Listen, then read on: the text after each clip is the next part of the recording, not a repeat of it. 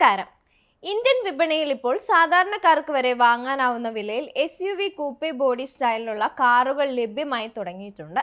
പ്രമുഖ ആഭ്യന്തര വാഹന നിർമ്മാതാക്കളായ ടാറ്റ മോട്ടോഴ്സും ഫ്രഞ്ച് കമ്പനിയായ സിട്രനുമാണ് അതിന്റെ കാരണക്കാർ. ടാറ്റ കർവ് എന്ന മോഡൽ പെട്രോൾ ഡീസൽ പതിപ്പുകൾക്കൊപ്പം ഇലക്ട്രിക് അവതാരത്തിലും പുറത്തിറക്കിയിട്ടുണ്ട്. അതേസമയം സിട്രണിന്റെ ഇന്ത്യയിലെ 5ാമത്തെ മോഡലായ ബസാൾട്ട് പെട്രോൾ ഓപ്ഷനിൽ മാത്രമാണ് വന്നത്. കർവ് EVയും ബസാൾട്ടും കഴിഞ്ഞ മാസം അരങ്ങേറിയപ്പോൾ കർവിന്റെ ICE പതിപ്പുകളുടെ വില പ്രഖ്യാപിച്ചത് ഈ മാസം 2-ാം തീയതിയായിരുന്നു. വിൽപ്പന കണക്കുകൾ പരിശോധിക്കുമ്പോൾ കർവ് ബസാൾട്ടിനെ ബഹുദൂരം പിന്നിലാക്കുന്നതായി കാണാം. കഴിഞ്ഞ മാസം ടാറ്റ കർവിന്റെ 3455 യൂണിറ്റുകൾ ഇന്ത്യയിലുടനീളമുള്ള ഡീലർഷിപ്പുകളിലേക്ക് അയച്ചിട്ടുണ്ട്. പെട്രോൾ ഡീസൽ പതിപ്പുകളേക്കാൾ മുൻപേ പുറത്തിറക്കിയതിനാൽ ഇതിൽ ബഹുഭൂരിപക്ഷവും കർവ് EV ആയിരിക്കും. ഓഗസ്റ്റ് 23 മുതലാണ് കർവ് EVയുടെ വിതരണം ആരംഭിച്ചത്. 9 ദിവസം കൊണ്ടാണ് ഇത്രയും വിൽപ്പന. മറുവശത്ത് ഓഗസ്റ്റ് 9 പുറത്തിറങ്ങിയ ബസാൾട്ടിന്റെ 579 യൂണിറ്റാണ് പോയ മാസം വിറ്റത്. തുടക്കത്തിൽ സൂചിപ്പിച്ച പോലെ ടാറ്റ കർവ് ഒന്നിലധികം പവർ ട്രെയിൻ ഓപ്ഷനുകൾ വാഗ്ദാനം ചെയ്യുന്നുണ്ട്. ഇതിൽ പെട്രോൾ എഞ്ചിൻ വേരിയന്റുകളുടെ വില ആരംഭിക്കുന്നത് 9.99 ലക്ഷം രൂപ മുതലാണ്. 11.49 ലക്ഷം രൂപ മുതലാണ് ഡീസൽ വേരിയന്റുകളുടെ വില തുടങ്ങുന്നത്. 2 ബാറ്ററി പാക്ക് ഓപ്ഷനുകളിൽ ലഭ്യമാകുന്ന കർവ് EV 17.49 ലക്ഷം രൂപ മുതൽ വാങ്ങാൻ കഴിയും. നേരെ മറിച്ച് വെറും 7.99 ലക്ഷം രൂപയെന്ന് ഞെട്ടിക്കുന്ന വിലയിലാണ് ബസാൾട്ട് വിപണിയിലെത്തിയത്. താരതമ്യപ്പെടുത്തുമ്പോൾ മത്സരാധിഷ്ഠിത വില നിർണ്ണയം ഉണ്ടായിട്ടും സിട്രൺ ബസാൾട്ടിന് കർവിനെ മറികടക്കാൻ പ്രയാസമാണ്. അതിന് ഒത്തിരി കാരണങ്ങളുമുണ്ട്. ബസാൾട്ടിൽ 2 പെട്രോൾ എഞ്ചിൻ ഓപ്ഷനുകൾ മാത്രമേ വാഗ്ദാനം ചെയ്യുന്നുള്ളൂ എന്നതാണ് അതിലൊരു കാരണം.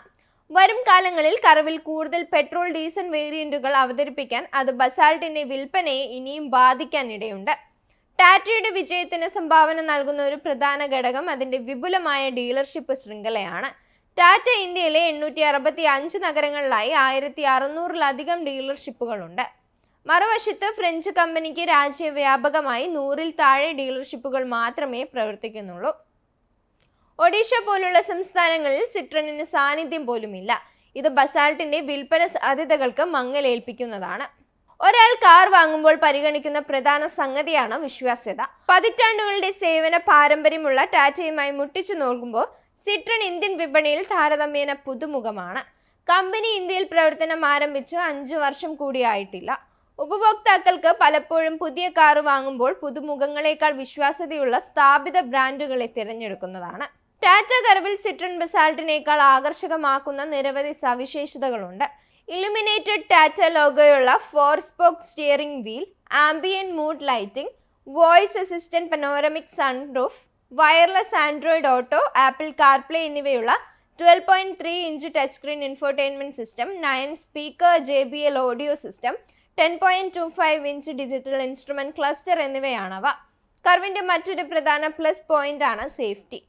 അഡാപ്റ്റീവ് ക്രൂയിസ് കൺട്രോൾ ഉള്ള level 2 ADAS, lane departure warning, lane keep assist, blind spot detection, lane മാറ്റ alert, forward collision warning, automatic emergency braking, rear cross traffic alert, 360-ഡിഗ്രി camera, ABS EBD, traction control, ESP, 6 air ബാഗുകൾ എന്നിവയാണ് കർവിന്റെ safety കിറ്റിൽ ഉൾപ്പെടുന്നത്.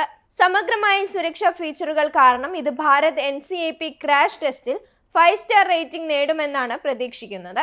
വിപുലമായ dealer ശൃംഖല, brand identity, മികച്ച സവിശേഷതകൾ, ഒന്നിലധികം പവർ ട്രെയിൻ ഓപ്ഷനുകൾ എന്നിവയുടെ സംയോജനം ടാറ്റ കർവിനെ സിട്രൺ ബസാൾട്ടിനേക്കാൾ ഇന്ത്യൻ ഉപഭോക്താക്കൾക്കിടയിൽ ഒരു ജനപ്രിയ ചോയ്സ് ആക്കി മാറ്റിയിട്ടുണ്ട്. വരും മാസങ്ങളിൽ ഈ കണക്കുകളിൽ വല്ല മാറ്റങ്ങളും സംഭവിക്കുമോ എന്ന് കാത്തിരുന്ന് കാണേണ്ടതാണ്.